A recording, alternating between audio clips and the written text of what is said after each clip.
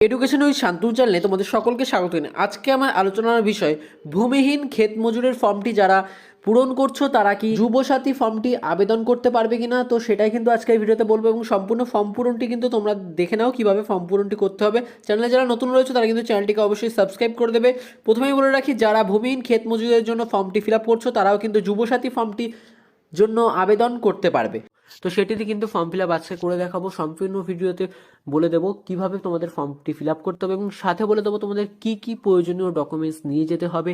তো ভিডিওটি স্কিপ না করে শেষ পর্যন্ত দেখতে থাকো। Enrolment number for office uses, আবেদনপত্র নম্বর অফিসের ব্যবহারের জন্য। এখানে তোমাদের কিচ্ছু করতে হবে না। পার্সোনাল ডিটেলস যেটা আছে ব্যক্তিগত তথ্য, এই ব্যক্তিগত তথ্যের জায়গায় লিখতে বলেছে যে তোমাদের নাম, নিজের নেম লিখতে হবে ইন ক্যাপিটাল লেটার, অর্থাৎ বড় হাতে কিন্তু তোমাদের এখানে নামটি লিখতে হবে। তারপর বলেছে রেসিডেন্সিয়াল অ্যাড্রেস, অর্থাৎ বাসস্থানের ঠিকানা। বাসস্থানের ঠিকানা কোথায় কি আছে তোমাদের সেটাই কিন্তু লিখতে হবে। প্রথমে বলেছে ভিলেজ, অর্থাৎ গ্রাম। তোমাদের গ্রাম কোথায় সেটি কিন্তু এই নিচের এই বক্সে লিখতে হবে। তারপর তোমাদের কোন গ্রাম পঞ্চায়েতের অধীনে পড়ছো সেই গ্রাম পঞ্চায়েতটি লিখতে হবে এবং পোস্ট অফিস তোমাদের কোথায় আছে সেটা কিন্তু এই নিচের এই বক্সে লিখতে হবে, যেটা আমি তোমাদের বক্সটা করে দিচ্ছি কালি দিয়ে, সেই বক্সে কিন্তু লিখতে হবে। ব্লক বলেছে, ব্লক তোমাদের কত নম্বর ব্লক সেটা লিখতে হবে। পুলিশ স্টেশন কি আছে সেটা লিখতে হবে, অর্থাৎ থানা কি আছে, এবং ডিস্ট্রিক্ট অর্থাৎ জেলা কি আছে তোমাদের সেটাও কিন্তু এখানে লিখতে হবে। এরপরে লিখতে হবে সেটি হচ্ছে পিন কোড, কত নম্বর পিন তোমাদের সেটা কিন্তু এখানে লিখতে হবে।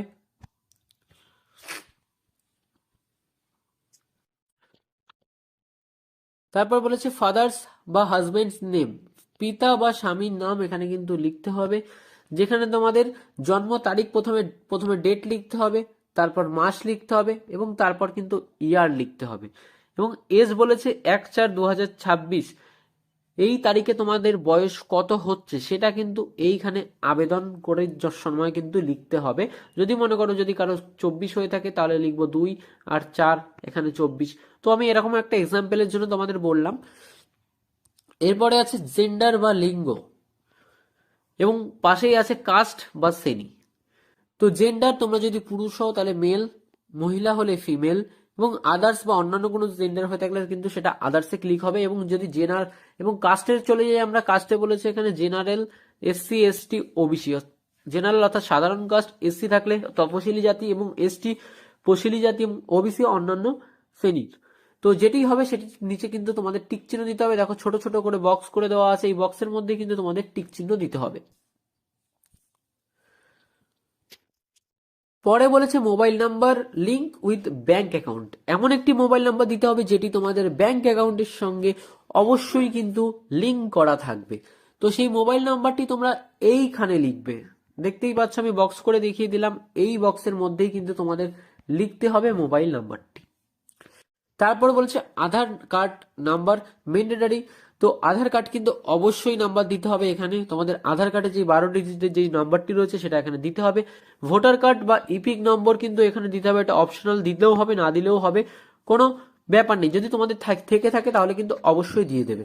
এরপরে চাইছে যে ব্যাংক ডিটেলস, অর্থাৎ ব্যাংকের তথ্য কিন্তু আমাদের এখানে পূরণ করতে হবে। তার জন্য প্রথমে name as per bank account, অর্থাৎ ব্যাংকের নাম অনুযায়ী কিন্তু এখানে লিখতে হবে। অ্যাকাউন্ট নম্বর চেয়েছে, আইএফসি কোড চেয়েছে, ব্রাঞ্চ নেম চেয়েছে, ব্যাংকের নেম চেয়েছে এবং অ্যাকাউন্ট টাইপ কি আছে সেটা চেয়েছে এবং অ্যাকাউন্ট ব্যাংক ডকুমেন্টগুলো কিন্তু সাথে চেয়েছে।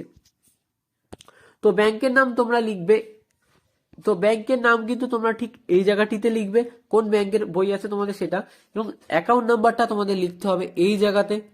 দেখো আমি কিন্তু মার্ক করে দিচ্ছি। তারপরে অ্যাকাউন্ট নাম্বার আইএফসি কোড, অর্থাৎ ব্যাংকের আইএফসি কোড যেটা আছে সেটা কিন্তু এই বক্সের মধ্যে তোমাদের লিখতে হবে। অ্যাকাউন্ট নেম, অর্থাৎ ব্যাংকের নেম যেটা আছে সেটা কিন্তু এখানে লিখবে। ব্যাংকের ব্রাঞ্চের নেম অর্থাৎ শাখার নাম এখানে লিখবে এবং এর সাথে অ্যাকাউন্ট টাইপ, তোমাদের কোন ব্যাংক অ্যাকাউন্ট, সেভিংস অ্যাকাউন্ট না কারেন্ট অ্যাকাউন্ট, সেটার উপর কিন্তু তোমাদের টিক চিহ্ন দিতে হবে। উইথ ফটোগ্রাফ ব্যাংক পাসবুক, অর্থাৎ ফটো সহ ব্যাংকের পাসবই লাগবে এবং যদি কারো ক্যান্সেল চেক, বাতিল চেক থেকে থাকে তাহলে সেটা দিলেও কিন্তু হবে। তারপর বলেছে নমিনি ডিটেলস, যে নমিনি থাকবে তার কিন্তু ডিটেলস এখানে পূরণ করতে হবে। নেম অফ নমিনি, নমিনি অর্থাৎ মনোনীত ব্যক্তির নাম, যে নমিনি থাকছে তার কিন্তু নাম কিন্তু লিখতে হবে। এখানে লেখা আছে নমিনি ফাদার্স বা হাজবেন্ড নেম, পিতা বা স্বামীর নাম কিন্তু এখানে নমিনি হিসাবে দেওয়া যাবে। তার অবশ্যই ডেট অফ বার্থ এখানে দিতে হবে এবং 1/4/2026 হিসাবে তাদের বয়স কত হবে সেটাও কিন্তু এখানে বসাতে হবে, অর্থাৎ নমিনির বয়স কত হবে সেটা কিন্তু লিখতে হবে। এখানে বলে দিয়েছে নমিনির অভিভাবকের নাম, নমিনির বয়স 18 বছরের নিচে হলে কিন্তু এখানে হবে না। এবং একটি ডিক্লারেশন ফর্ম দিয়ে দিয়েছে যেখানে বলেছে আমি এত দ্বারা অঙ্গীকার করছি যে আমি অন্য কোনো জায়গায় ভূমিহীন ক্ষেত মজুরদের জন্য আর্থিক সহায়তা প্রকল্পের নথিভুক্ত জন্য আবেদন করিনি। উপরোক্ত সমস্ত বিবরণ তথ্য আমার জ্ঞান ও বিশ্বাস মতে সত্য। এবং এখানে যেদিন জমা দেবে সেখানে তার তারিখটি লিখতে হবে। এখানে যদি মনে করো তোমরা 10 তারিখে জমা দাও তাহলে 10 তারিখে না তারিখটা লিখতে হবে, এবং অ্যাপ্লিকেশন সিগনেচার করতে হবে। এখানে যদি কেউ সিগনেচার না করতে পারো তাহলে সে থাম্ব ইমপ্রেশন দেবে, অর্থাৎ টিপ সই দেবে। এরপরে রয়েছে অ্যাকনলেজমেন্ট বা প্রাপ্তি স্বীকার। এই স্লিপটি কিন্তু তোমাদের ওখান থেকে জমা দেওয়ার পর তোমাদের কিন্তু ছিঁড়ে তোমাদেরই দিয়ে দেওয়া হবে স্লিপটি। তো এখানে এনরোলমেন্ট নাম্বার দিতে হবে, আবেদনপত্র নম্বর এবং নেম অফ অ্যাপ্লিকেন্ট, যে আবেদন করছে তার নামটি কিন্তু এই উপরে লিখতে হবে। অ্যাকনলেজমেন্ট আইডি কিন্তু এখানে বসাতে হবে এবং যেই তারিখে আবেদন করছে সেই তারিখটি কিন্তু এখানে দিতে হবে এবং রিসিভার সিগনেচার কিন্তু এখানে করতে হবে। তো এই পুরোটাই কিন্তু ওখান থেকে করে তোমাদের দিয়ে দেওয়া হবে। দেখো এখানে কিন্তু একটা ক্রপ অর্থাৎ কাঁচির কিন্তু একটা চিহ্ন দেখতে পাচ্ছ, যার মাধ্যমে বোঝাচ্ছে যে এটা কিন্তু তোমাদের কেটে তোমাদের দিয়ে দেওয়া হবে। তো পরের পেজে যাওয়া যাক। পরের পেজে কি করতে হবে দেখে নাও। পরের পেজে বলেছে ভূমিহীন ক্ষেত মজুরদের জন্য আর্থিক সহায়তা প্রকল্পে আবেদনের সহ ঘোষণাপত্র অর্থাৎ সেলফ ডিক্লারেশন ফর্ম। তারপর নিজের নাম লিখবে, আমি আমি ড্যাশ লিখে নিজের নাম লিখবে, উপভোক্তার নাম এখানে লিখবে, পিতা বা স্বামীর নাম এখানে লিখবে, গ্রামটি এখানে লিখবে, তোমাদের গ্রাম পঞ্চায়েত বা মিউনিসিপ্যালিটি কোনটি সেটা লিখবে এবং ব্লকটা লিখবে এবং থানা তোমরা কোন থানার অন্তর্গত সেটাও কিন্তু এখানে লিখতে হবে। ড্যাশ জেলায় স্থায়ী বাসিন্দা, এত দ্বারা আমরা ঘোষণা করছি যে আমার কোনো চাষযোগ্য জমি নেই, আমি ভাগ চাষি বা বর্গাদার হিসেবে নথিভুক্ত নই, আমি জীবনে ধারণের জন্য অন্য কৃষি জমিতে ক্ষেত মজুর হিসাবে কৃষি সংশ্লিষ্ট কাজে পুরোপুরি নির্ভরশীল। এই মোতাবেক ভূমিহীন ক্ষেত মজুরের জন্য বার্ষিক আর্থিক সহায়তা প্রকল্পে পাওয়ার জন্য আমি আবেদন করছি। আমি আরো ঘোষণা করছি যে আমার জ্ঞান ও বিশ্বাস মতে উপরোক্ত তথ্য সঠিক। যদি কোনো সময় এই তথ্য ভুল প্রমাণিত হয় তাহলে উপযুক্ত কর্তৃক আমার এই প্রকল্পে সুবিধা পাওয়ার দাবি সরাসরি বাতিল করে দিতে পারেন ইতিমধ্যেই, এবং আমি যদি প্রকল্পের কোনো সুবিধা পেয়ে থাকি তাহলে ফেরত দিতে বাধ্য থাকিব। আমি রাজ্য সরকার নিম্নলিখিত প্রকল্পের জন্য একজন সুবিধাভোগী। তো সঠিক বাক্যে কিন্তু তোমাদের টিকচিহ্ন দিতে হবে। কৃষক বন্ধু তোমরা পাও, লক্ষ্মীর ভান্ডার না অন্যান্য।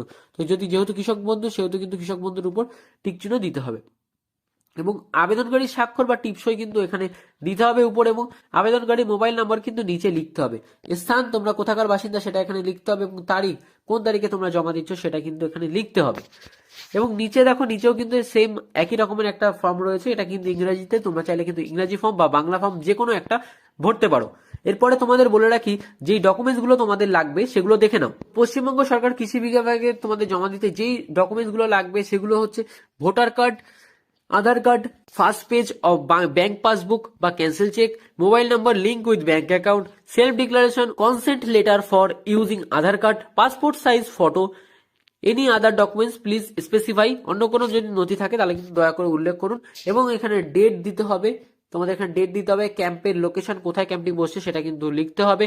Signature of the person receiving application, যে অ্যাপ্লিকেশনটি নেবে সে কিন্তু এখানে সিগনেচার করে তোমাদের দিয়ে দেবে, অর্থাৎ নিয়ে নেবে তিনি। এবং আরেকটি কথা যেটা তোমাদের বিশেষ, এই যেই বক্সগুলো রয়েছে দেখতে পাচ্ছ তোমরা,